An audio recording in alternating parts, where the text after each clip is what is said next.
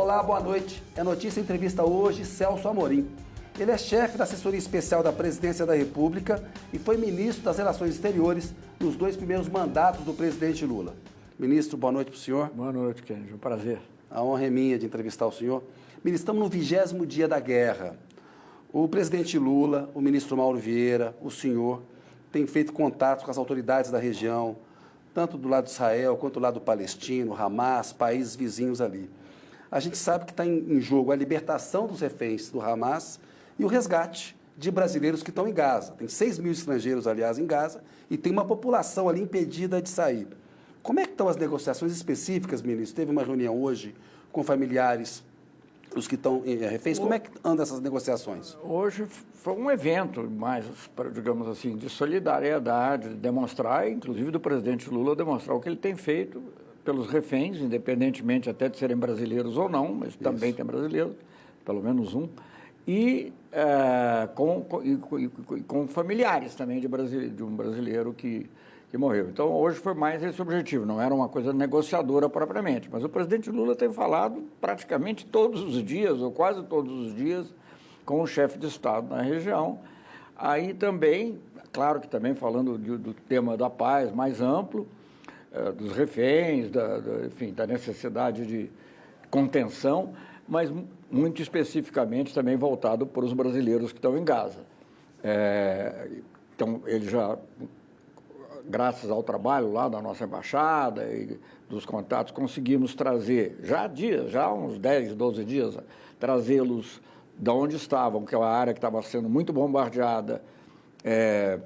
Ali é tudo tão pequeno, mas a gente já até mas no norte de Gaza, trazê-los para o sul, para perto do portão da passagem, que é a passagem de Rafah, que vai para o Egito. Mas é uma coisa complexa aquilo, porque você ali precisa obter várias autorizações. Nós temos que falar, além do nível do... Quais são os entraves? Porque, assim, do lado de Israel, o entrave me parece assim ser... Tem que libertar os reféns do Hamas para a gente permitir corredor humanitário e, eventualmente, rolar um cessar-fogo. Do lado do Egito, uma preocupação em abrir a fronteira e ter um êxodo palestino ali para o Sinai e depois não ocorrer uma ajuda humanitária da ONU, dos Estados Unidos, dos demais países, e o Egito ficar com um problema grave, como a crise de refugiados. Esses são os entraves? É uma situação complexa. Eu acho que você já descreveu, não vou aqui entrar em detalhe, mas eu acho que a gente pode tentar separar um pouco a questão dos nacionais de outros países, né, que é o caso dos brasileiros, estão ali cerca de 30, o número oscila um pouco, porque às vezes tem umas famílias que desistem, outros que querem sair, né? São brasileiros residentes em geral, acho que uma ou outra exceção que estavam lá visitando. Né, então, nós falamos, eu inclusive falei também com a minha colega, digamos, a pessoa que no Egito, para garantir que quando fosse aberta a passagem, que nós possamos sair. Mas ali envolve uma negociação com o Egito, com Israel, algum contato com, digamos, a autoridade de fato ali, que é o Hamas. Que é o Hamas, claro. É o Hamas. E, digamos, também alguma participação externa, Estados Unidos, o Catar, né? E, bom, e outros países aí que também têm influência. Então, nós temos falado, o presidente Lula, obviamente, falando no nível dele, que é muito mais importante, mas eu também tenho falado com, e certamente, o embaixador Mauro Vieira. O embaixador Mauro Vieira esteve muito ocupado com a ONU agora, Isso, né? Então, estava presidindo o Conselho de Segurança. Outro nível. Mas eu tenho falado também até com outros países que podem ter influência, porque você tem que lidar com... São interesses muito diferentes. O Egito tem esse problema, obviamente, de refugiados em massa que entrem lá, um problema que eles, obviamente... não gostariam de ter, né? Tem cuidado especial, mas eu acho que isso está sendo meio contornado, digamos assim, como fazer. A questão é que depende ainda de muitas autorizações. Então, digamos, Israel tem que ter a lista, porque eles querem passar lá, de certo, para evitar que passe alguém que eles não considerem que é um mero residente, mas que, enfim. Então, o Hamas tem que saber também, né, de alguma maneira, porque eles é que controlam. Explica para a audiência, ministro, por que é importante, dá uma aula de diplomacia para as pessoas, por que é importante falar com o Hamas? Porque na imprensa brasileira, assim, é uma organização terrorista, como se não tivesse, se a diplomacia não tivesse que negociar com um grupo que tem 200 reféns. Mas eu gosto muito da frase do Kofi Annan, que diz assim, você negocia com o seu adversário, né? Com o seu amigo você vai tomar um chopp, mas você tem que negociar com o adversário. No nosso caso, não é que o Hamas seja o nosso adversário, mas a gente condena o ato praticado, Sim. condenamos o ato como um ato terrorista, mas temos que reconhecer que ele tem autoridade ali de fato. Se você quer que os brasileiros saiam de lá, você tem que contar com a cooperação deles. Os brasileiros estavam perto, tem vários lugares, mas foram reunidos numa escola perto da cidade de Gaza e tiveram que ser trazidos até Perto da fronteira com o Egito. perto da fronteira do Egito, ali a passagem de Rafa. Isso não teria sido possível sem a cooperação das autoridades, Locais. de fato, locais. Isso. Né? Então, isso é um exemplo. Mas eu acho que até mais amplamente, se você quer a paz na região, em algum momento, eu acho que, digamos assim, eu já ouvi comparação do Hamas com o Estado Islâmico, não é a mesma coisa. O Hamas é muito entranhado na população, não é a mesma coisa, você não pode considerar todos os palestinos como sendo do Hamas, obviamente, nem mesmo só os de Gaza, mas eles têm uma ligação. Venceram uma eleição interna em Gaza. Não, houve uma eleição na Palestina. Eles têm um braço social também, ou seja, é uma coisa complexa, não é pensar. Enfim, eles têm um braço militar que opera. Enfim, o que eu acho, por isso que eu digo, nós temos condenado esse ato, condenamos sempre esses atos que são terroristas, porque atingem civis, não há dúvida que são atos terroristas. Agora, esse debate, se você chama o Hamas como organização terrorista, você corta o diálogo imediatamente. E você tem 30 brasileiros lá. Há outras razões também. Sim. Se você quer a paz a longo prazo, a Noruega. Ninguém vai acusar a Noruega de ser um país, no momento eles têm até um governo social-democrata, mas ninguém vai acusar a Noruega de ser um país comunista, ou ser terrorista, de apoiar o terrorismo. Mas ela está lá, porque graças a esse tipo de contato, na época que a OLP era considerada por muitos organização terrorista, a Noruega ajudou a fazer os acordos de Oslo e desarmar, inclusive, a OLP, virou Autoridade Palestina. E isso é possível tendo algum diálogo.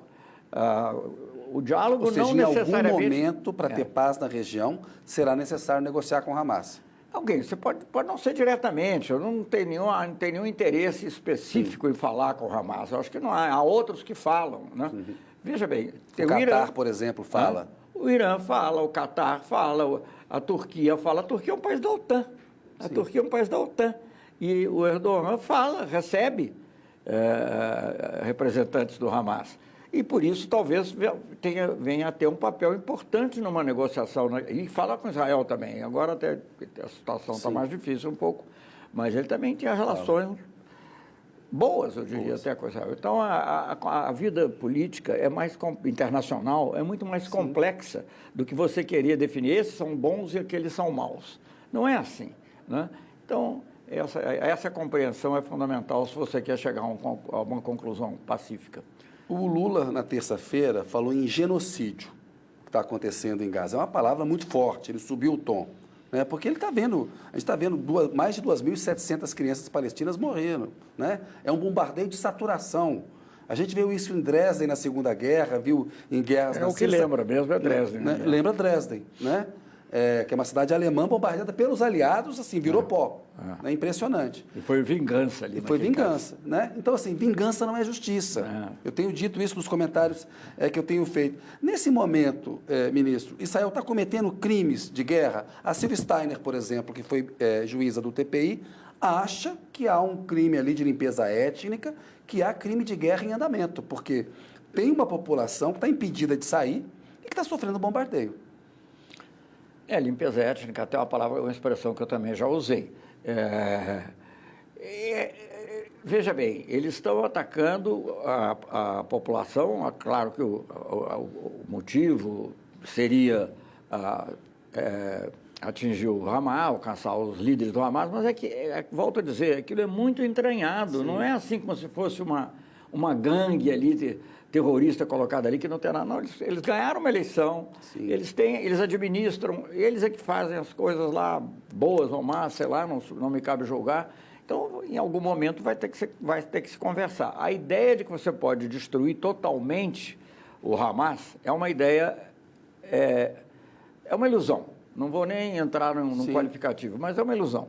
Então, eu acho que em algum momento você vai ter que conversar também, ou conversar com outros que possam conversar com eles. Sim. O Irã, como eu mencionei, e outros árabes também, mas principalmente o Irã, a Turquia, que não é árabe, aliás, mas que tem a conversa, e o país, outros até ocidentais. Atualmente, eu acho que os noruegueses saíram de lá, porque também não tem condição, mas até pouco tempo estavam lá presentes, fazendo ações humanitárias também, né, porque é uma população importante. Agora, são 2,5 milhões de habitantes. Então, o que Israel está fazendo ali é crime de guerra, ministro?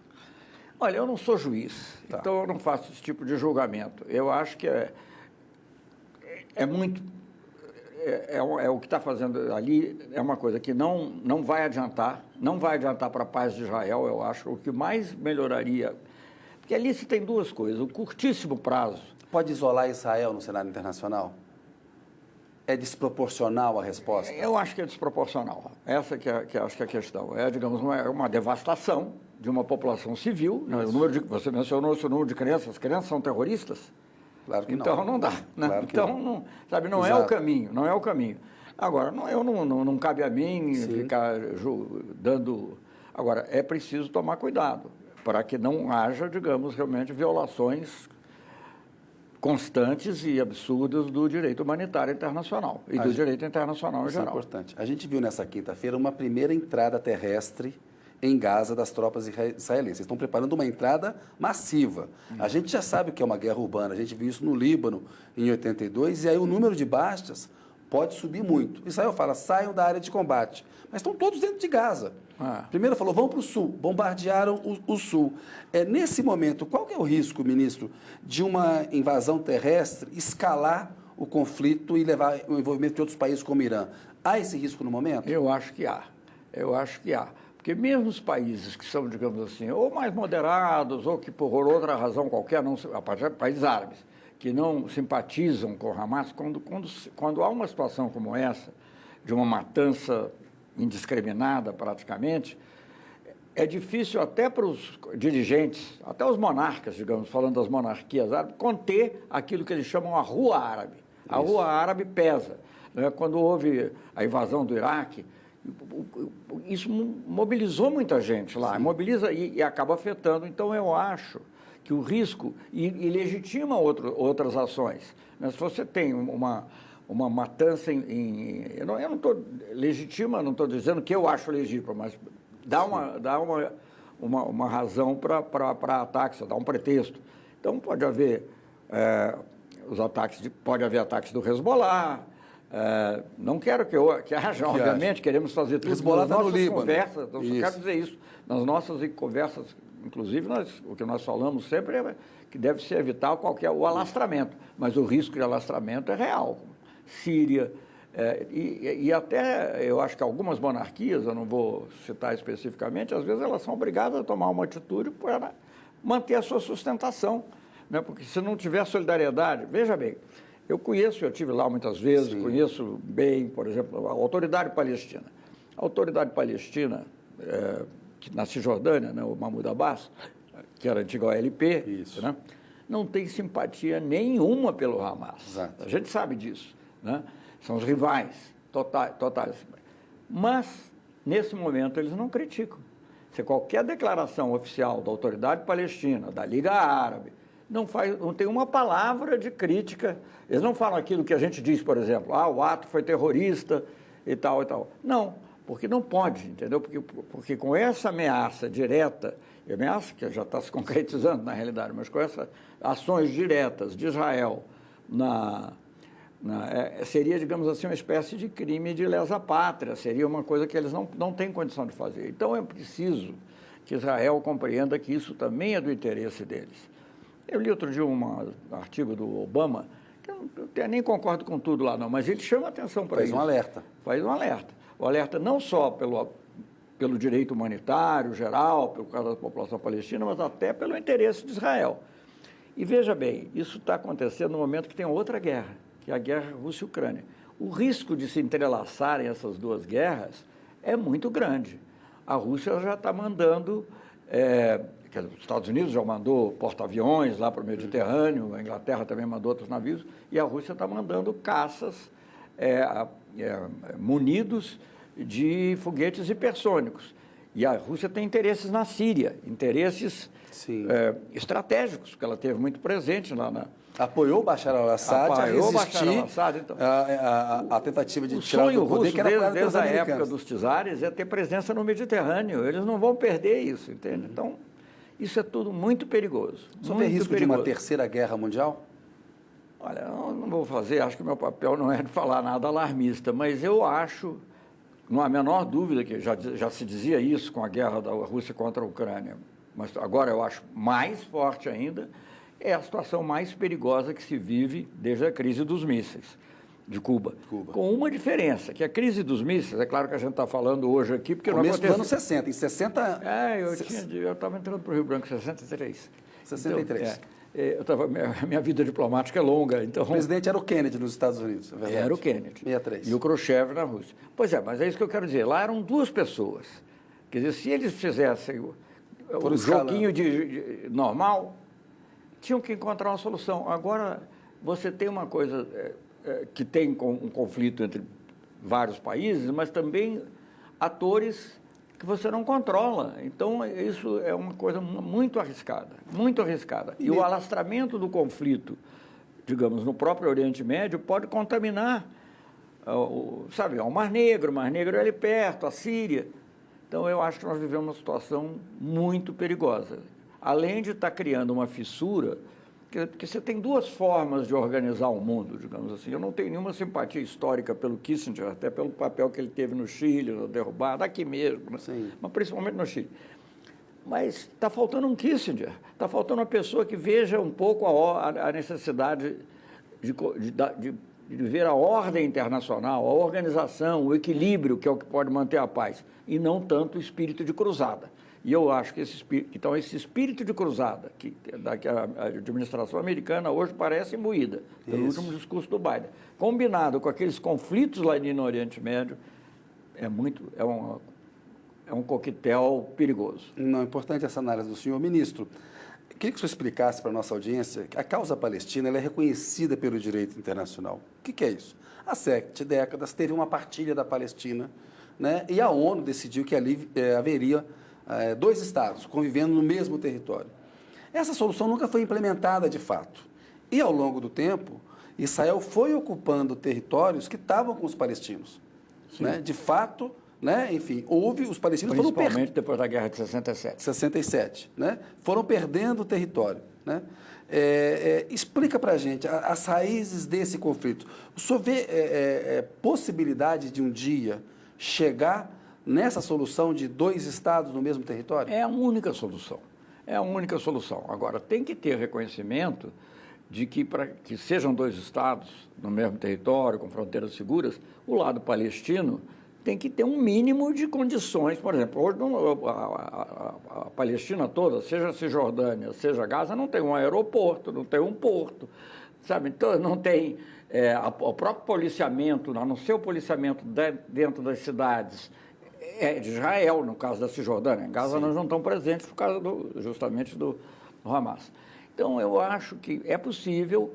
Eu tive, assim, vou dizer que, ali, por orientação do presidente Lula, na primeira década, né, eu tive bem envolvido, fui várias vezes, eu fui 5 vezes à Palestina e 5 vezes Cisjordânia, sempre, porque os israelenses não me deixavam ir a Gaza, e 5 vezes em Israel. Só nesse período. Eu estive na Conferência de Anápolis, nos Estados Unidos. Então, ali, parecia que era possível chegar... Havia um entendimento, né, era um pouco aquela ideia da Land for Peace, quer dizer, terra pela paz. Quer dizer, isso. Então, e eu falei, por exemplo, com líderes, falei até com o Sharon, na época, que é conhecido por uma certa truculência, mas ele tinha tirado os israelenses de Gaza, justamente. Mas conversei muito com o Olmert, por exemplo, que foi quem sucedeu ao Sharon, e que saiu de lá, na minha opinião, olhando de longe, eu não conheço, mas foi uma espécie de lawfare, sabe? Eu acho que os caras não gostaram dele. Jogaram sujo e tiraram. Tiraram. Enfim, ele era um sujeito até conservador, mas ele entendia que era preciso negociar e que era preciso conter os assentamentos. Não podia ser aquela coisa contínua. Hoje, o que acontece, porque eu estou voltando à sua pergunta dos dois Sim. estados, é que a Cisjordânia hoje, que estamos falando, para nem falar de Gaza, é impossível, porque você tem assentamentos israelenses por toda parte. Se o palestino quer ir de uma cidade para outra, sei lá, 10 Parece quilômetros... um queijo suíço, né? Assim, são bantustãs, É. como se fossem bantustãs, uma população de segunda categoria, mesmo os que estão no seu próprio território. Isso. Não é nem eu estou falando dos para se árabes que estão lá. locomover, tem que ter autorização para Tem tudo. tem que passar pelos crossing points, tem que dar umas voltas enormes e aquelas autoestradas israelenses passando por cima. É uma humilhação, Sim. uma humilhação constante. Tive conversa assim com o ministro da Palestina, que ele contava, não é estou falando do Hamas, não, estou falando de gente moderada, gente que quer discutir, gente que tem até proximidade com os Estados Unidos, etc.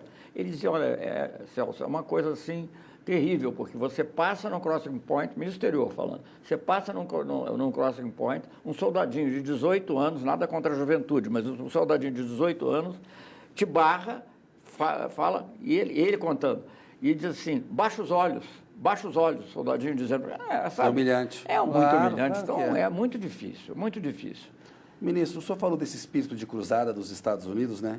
Que lembra como que os europeus faziam na tentativa de conquistar Jerusalém e levar, né, a verdadeira palavra de Deus para os infiéis. Me parece que é uma boa comparação. O que explica esse veto dos Estados Unidos à resolução do Brasil, que tinha apoio de 12 países, uma resolução moderada? Moderadíssima. Eu me lembro que o senhor e o Lula negociaram, junto com a Turquia, aquele acordo do Irã, para o acordo nuclear. Os Estados Unidos, na época, acho que o Obama e o Sarkozy jogaram sujo e melaram aquele acordo e depois fizeram um acordo pior ainda. Né? Tem semelhança com esse episódio? O que é? São os Estados Unidos que não querem o Brasil nesse jogo geopolítico maior, querem o Brasil só aqui como um líder na América Latina e admitem uma voz global só na questão ambiental? Como é que o senhor explica esse veto a um texto moderado? Eles queriam, isso me foi dito por um funcionário, não, o presidente Biden está numa diplomacia de altos interesses. Para ele, quando ele foi, a concepção deles, foi a Israel, acho que supostamente para manter declarar apoio, mas ao mesmo tempo uma certa contenção, que pelo que você já mencionou não está funcionando, porque eles já estão entrando, né? Exato. Então, e achavam que a resolução atrapalharia isso. Mas só eles, olha, o Reino Unido, que é aliadíssimo com os Estados Unidos, sempre esteve. Isso. Outros países ocidentais, membro permanente do Conselho de Segurança, como a França, votaram a favor. O Macron está destoando do tom do Reino Unido e dos Estados Unidos. Mas, enfim, então eu acho que aí, veja bem, nós temos grande simpatia pelo presidente Biden, pelo que ele faz internamente, pela visão dele, digamos, em relação ao trabalho, às questões sociais. Na Assembleia Geral da ONU, os dois presidentes fizeram uma declaração importante. Mas nós discordamos da visão deles de como resolver o problema. Eu não estou julgando a boa-fé dele, entende? Mas eu acho que é aquilo que eu estava falando. Falta um Kissinger, falta, digamos, alguém que conceba que a paz no mundo não é pela dominação, ainda que você se ache o bom e o justo, o outro também se acha. É uma visão imperialista essa, né? Vai lá e impõe a Pax Americana, né? Vai lá... Claro que isso fica revestido, eu acho até que eles acreditam nisso, não é, sabe, de uma coisa assim, como nós representamos o bem, então nós vamos libertar o mundo do mal. Não é assim. Não funciona assim. Não é assim. Então, o mundo vive, a paz depende do equilíbrio entre as potências. Veja bem, agora, quando houve, coisa interessante é observar o seguinte, quando houve a resolução sobre a Rússia, apesar de toda a amizade, a China se absteve. Sim. Com a Rússia na Ucrânia. Agora, a China vetou a resolução americana também, junto com a Rússia. Isso. E, aliás, os Emirados Árabes não é veto, mas também votaram contra. Então, é diferente a situação. Eles percebem que está em jogo o equilíbrio mundial, que você não pode deixar a mão livre. Veja bem, a principal objeção que eles tinham, pelo menos verbalizada, a resolução brasileira, além dessa questão da oportunidade do Biden conseguir lá, ele, as condições que ele queria, era o cessar-fogo humanitário, que é o que devia ter. Isso, Mas exato. o Brasil flexibilizou, colocou pausas humanitárias para ver se a resolução passava. Mesmo assim, não passou. É inexplicável, é inexplicável. Eu não sei, essa questão que você colocou é curiosa. Você até me entrevistou já sobre a questão Isso. do Terano, vou voltar tudo atrás, mas o nosso erro, né, eu estou conversando com os americanos, que eu conversei depois, né, então tem muitos amigos ali, Sim. gente do Conselho de Segurança, alguns secretários de Estado, etc. E eu conversando com eles, assim, o nosso único erro foi ter conseguido o que vocês pediram. Acho que a ideia não era essa, a ideia era você pedir, Brasil ir lá com a Turquia, e aí não conseguia dizer, está vendo? O Irã nem falando com países do mundo Neutros, né? Mas como nós conseguimos, Virou foi um o problema. erro. Também é E importante você ter essa lembra, memória. talvez, de uma coisa interessante, porque o Clóvis Rossi, que era meu amigo, mas Sim. era crítico, muitas vezes nos criticava. Correspondente da Folha de São Paulo, jornalista da Folha de São Paulo, Clóvis Rossi. E quando o Obama finalmente fez o acordo, ele disse assim, o acordo do Lula era melhor. E era, né? Era. O acordo era melhor. Ministro, a gente está vendo uma inação no Conselho de Segurança da ONU que reflete muito a crítica que o senhor e o Lula fazem à ONU e a necessidade de uma reforma, inclusive do Conselho de Segurança. A gente viu uma sequência de vetos que acaba imobilizando ali o Conselho. O Brasil vai deixar a presidência do Conselho de Segurança, é membro rotativo, não é membro permanente. Na semana que vem a China vai assumir. Que avaliação que o senhor faz dessa gestão brasileira na presidência do Conselho de Segurança nesses 20 dias? E se isso é um reforço à crítica que o senhor faz de que os vencedores da Segunda Guerra têm que abrir mão do poder que têm e reestruturar as Nações Unidas? Não, primeiro eu queria comentar que eu acho que o Brasil fez um trabalho brilhante, né, e diplomaticamente brilhante. Por quê, ministro? Explica. Por quê? Não, porque não passou por, obviamente, um veto americano, né? Então isso deixou clara a situação. Então você, em alguns momentos, o seu trabalho é deixar claro. É difícil construir um consenso com 12 países no Conselho de Segurança. É muito raro, difícil, né? Depois os membros permanentes. Eu acho que nós chegamos muito perto e eu acho Sim. que houve uma intolerância americana. Eles podiam até ter discutido com a gente, dar uma pausa, espera 2 dias, mas a gente traz depois, a gente, sabe? Mas não, é aquela coisa assim imperial. Aquilo está na cabeça deles. Eu não sou assim fã de teorias do imperialismo, não, porque eu acho que o mundo já tem evoluído tanto, é tudo muito complexo. Mas a mentalidade fica. Sim. Então aquilo, olha, por quê? Porque nós estamos dizendo, os Estados Unidos, voltando ao negócio do Irã, já que você falou, uma vez quando você lembra, eu não vou contar a história toda, mas o Obama tinha mandado uma carta com pontos específicos. Isso. E a Hillary Clinton me ligou dias depois, antes da ida. Ela era secretária de Estado. Isso, e aí ela colocou mais 2 questões. Questões que em si não eram absurdas, mas eu falei, mas Hillary, isso não estava na carta do seu presidente? Fez assim um silêncio de 30, 40 segundos, que num telefonema é uma eternidade, né? E o que era? Quer dizer, eu vejo das duas uma. Ela não saber da carta do presidente, eu acho impossível, né? Então, o que é? Olha, nós somos uma superpotência, temos direito de mudar de ideia, vocês não podem questionar. É só isso. É uma mentalidade um pouco imperial, sim. Ministro, a gente está vendo aqui no Brasil a oposição usar esse episódio da guerra para tentar desgastar o governo, dizer que o governo não tem uma posição equilibrada, é uma posição muito crítica em relação a Israel. Como tem sido a estratégia do governo para lidar com essa oposição de extrema-direita que, com fake news, tenta distorcer esse debate? Aí se escapa a minha capacidade de deixar isso para o ministro Pimenta, porque eu não sei lidar com isso. Eu acho que a gente tem que dizer a verdade e falar com clareza, né? E sem gestos falsos. Hoje o presidente recebeu, como foi mencionado aqui no início, parentes das vítimas em Israel, e eu acho que há um compadecimento real da situação deles, não há dúvida, e uma condenação real do que fez o Hamas. Isso tudo é verdade, sabe? No primeiro dia, o Lula chamou de ataque terrorista. Ataque terrorista. Então, não tem dúvida sobre isso. A gente não entra nessa discussão de chamar o Hamas. Você sabe, é uma coisa assim que eu digo assim, olha, nós estamos interessados em salvar vidas. Vocês estão interessados numa coisa retórica. As pessoas dizem, por que não é o Hamas movimento terrorista? Porque só quem define isso para nós é a ONU. Por quê? Veja, eu dou 2 exemplos para você. Assim, FARC. Eu passei quase que o tempo todo do governo sofrendo pressão. Que são as Forças Armadas Revolucionárias da Colômbia. Da Colômbia, para chamá-las de terroristas. Hoje estão no governo, negociaram a paz. Né? Então, por isso é que a gente só faz aqui com a ONU. Eu morei no Reino Unido, na Inglaterra, nos anos 60. Na Irlanda havia o movimento IRA, né? IRA, em português. IRA. Eles chamavam de movimento terrorista. Naquela época não era assim considerado, não era uma coisa, eles chamavam de movimento terrorista. Depois negociaram o Good Friday Agreement, dividem lá, partilham o governo, não sei nem qual é a situação exata atualmente, mas já partilharam, já estão lá, sabe? Então, eu acho que é preciso ter cuidado, você não pode inviabilizar a negociação. Você não pode dizer, eu não converso com ele porque esse é cara... Não existe isso na política internacional. Você tem que ser capaz de... Eu repeti o Kofi Annan. Você tem que falar, e às vezes você tem que falar não só com o seu adversário, às vezes até com o seu inimigo. Isso. Né? Ou então tem alguém que fale, senão não há paz possível. Ministro, eu queria agora passar aqui para a América do Sul.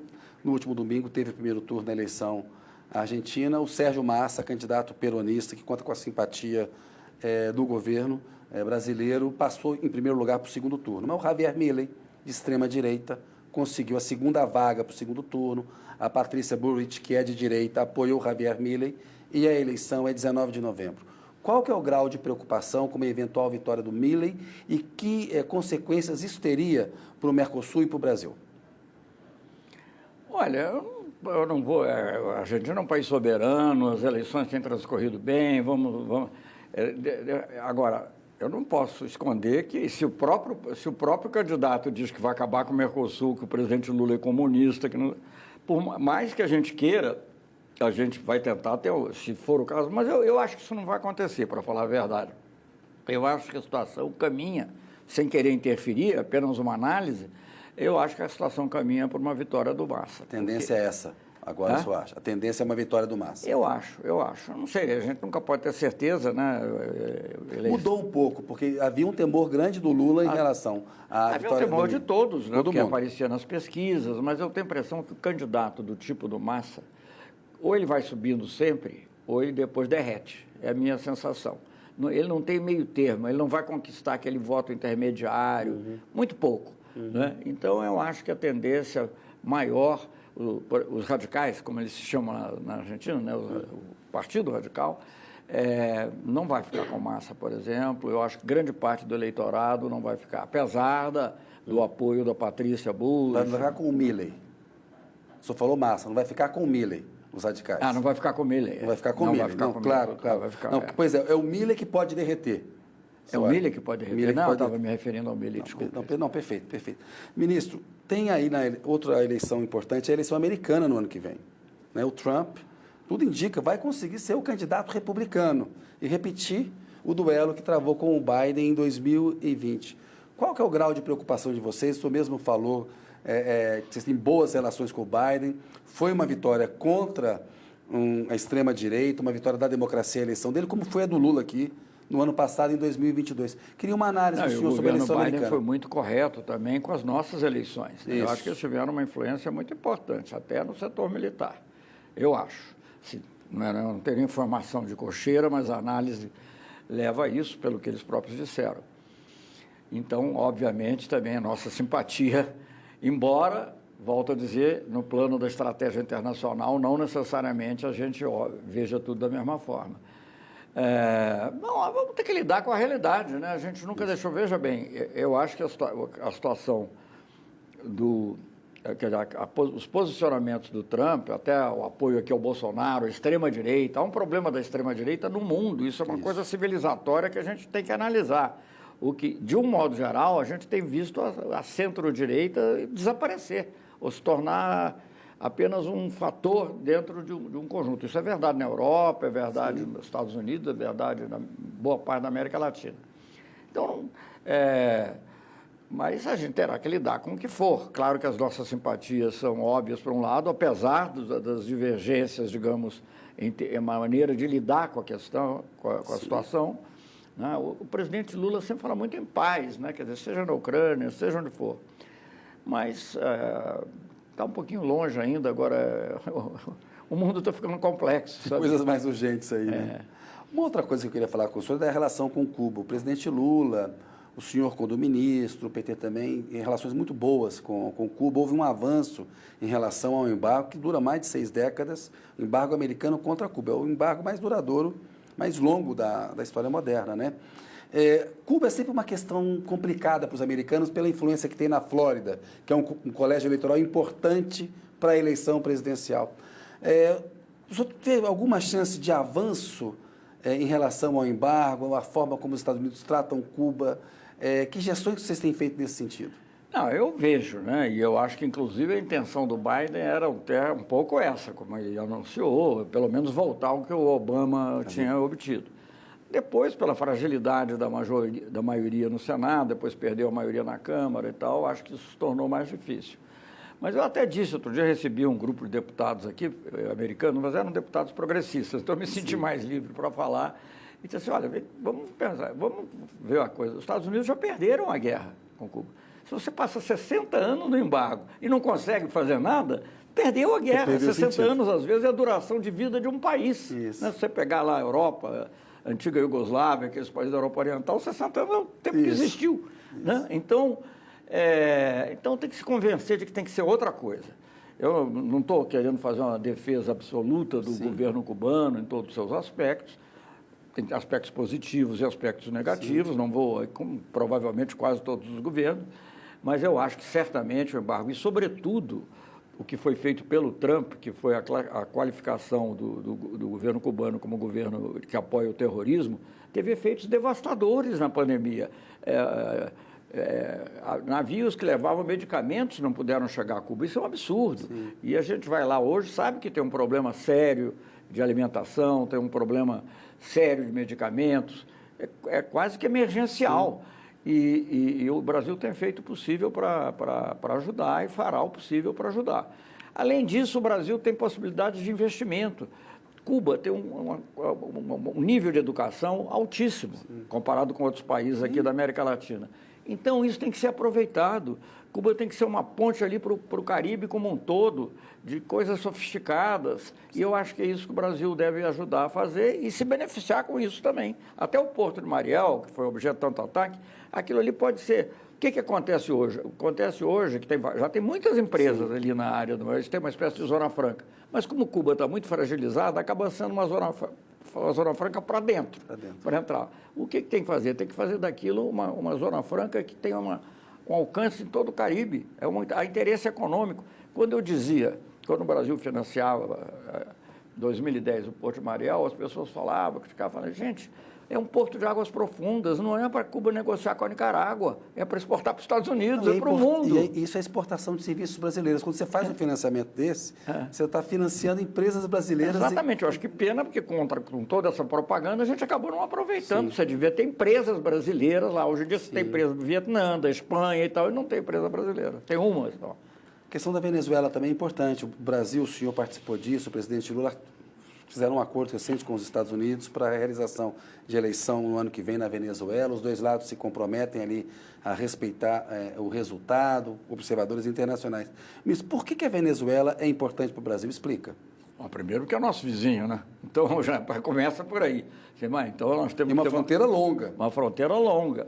E é um país rico, é um país que tem muita oportunidade de investir. O país, potencialmente, hoje em dia está empobrecido por muitas razões, inclusive eu diria, sobretudo por causa das sanções norte-americanas.